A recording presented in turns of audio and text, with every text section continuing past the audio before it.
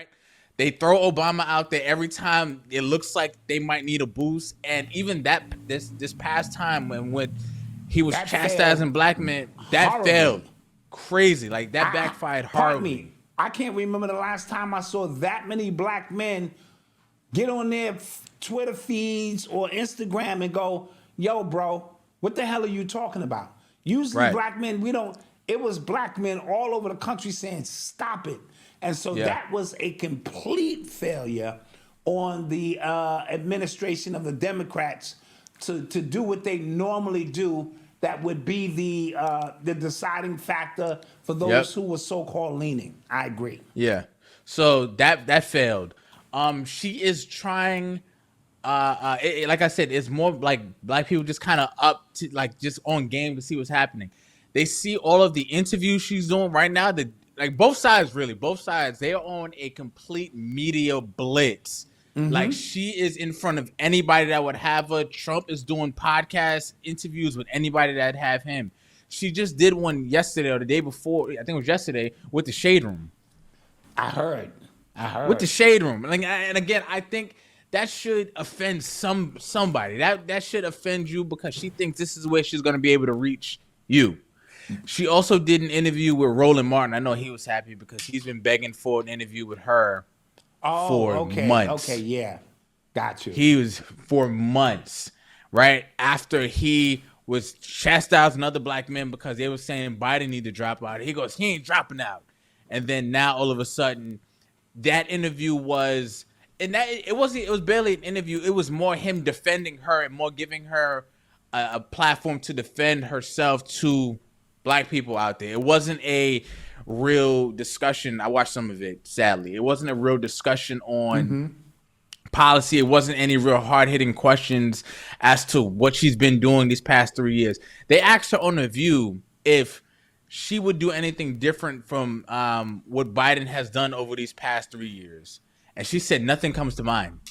I thought that was nuts. And see, that's bananas. But it's a tough question because if she said, hell yeah, I did a whole bunch of shit different, then she would have been saying, oh, so his administration, you're admitting his administration was faulty. Right. And so it's, Right. it's a loaded question. Right? Go ahead. But I'm hearing some rumblings that there is inner turmoil in the White House right now because Biden's crew. Biden's still president. Like I don't know if you guys know that or not, but Biden is still president, right?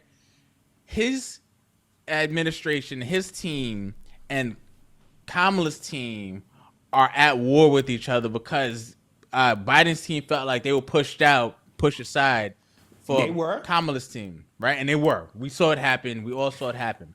So Biden, during the Hurricane Milton and things like that was happening in Florida, Kamala Harris said that Ron DeSantis, the governor for Florida, was politicizing the hurricane efforts because he wasn't answering her calls and stuff like that.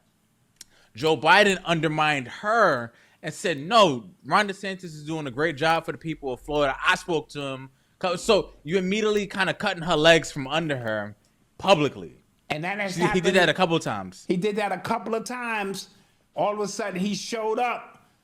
When she was over here, he showed up over here, almost contradicting what she was saying. I'm glad you mentioned that because it was done so subtly. I think it went over people's heads. And I'm like, that's not how, if we're on the same page, that's not how that works.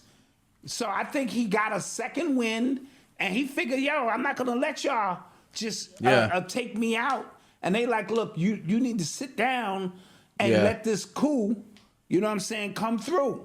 And so there's some inner turmoil in the Democratic Party. And we're going to see how that plays out.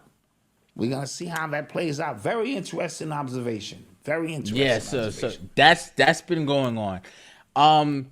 Like I said, she did the interview with the Shade Room. Trump, he did some interviews. He did an interview with Flagrant podcast with Andrew Schultz. I don't know if you guys in the comments are familiar with him. He has a podcast with Charlemagne called The Brilliant Idiots. He has his own podcast called Flagrant, which is probably bigger than Brilliant Idiots at this point.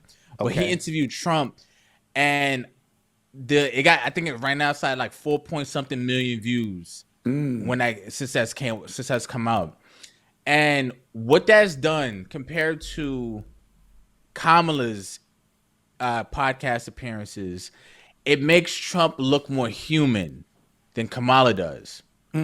He's on there talking about football. He's talking about his kids throwing parties. He was on like just talking about stuff, right? And I heard that Kamala, she is considering going on Joe Rogan's podcast. Ooh. I think that'd be a terrible idea. Joe Rogan's podcast. Go ahead. No, go ahead. No, Joe Rogan's podcast averaged like 3.5 hours. So I don't trust her talking for that long. No, I was going without to say a script in front of her. You know what I'm saying? That's going to be a disaster, and he's going to ask tough questions. Right. He's not a fan. He's not a fan. So he's going to be asking tough questions, and he do wear you down within 3.5 hours. But, that's not going to work. That's not going to work. Trump is apparently considering a Joe Rogan appearance as well.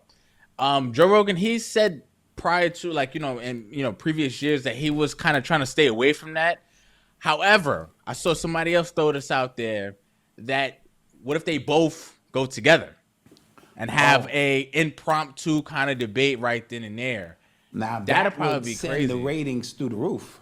It would. With nothing scripted, no.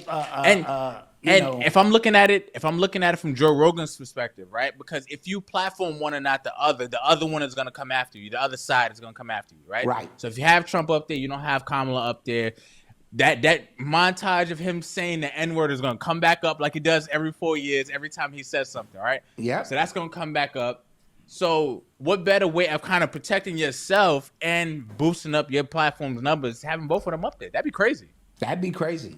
I'd even tune into that because it would be more of a relaxed environment, and then we can. If you like what you just saw and you want more, you want an entire podcast episode completely ad-free and some extra uncensored exclusive content as well, you want to get in and join the Urban X membership, where we have exclusive videos, exclusive courses, a community and virtual meetups, and members also get access to our members only discount for our merch as well. So go to urbanx.nyc today. You won't regret it. Peace.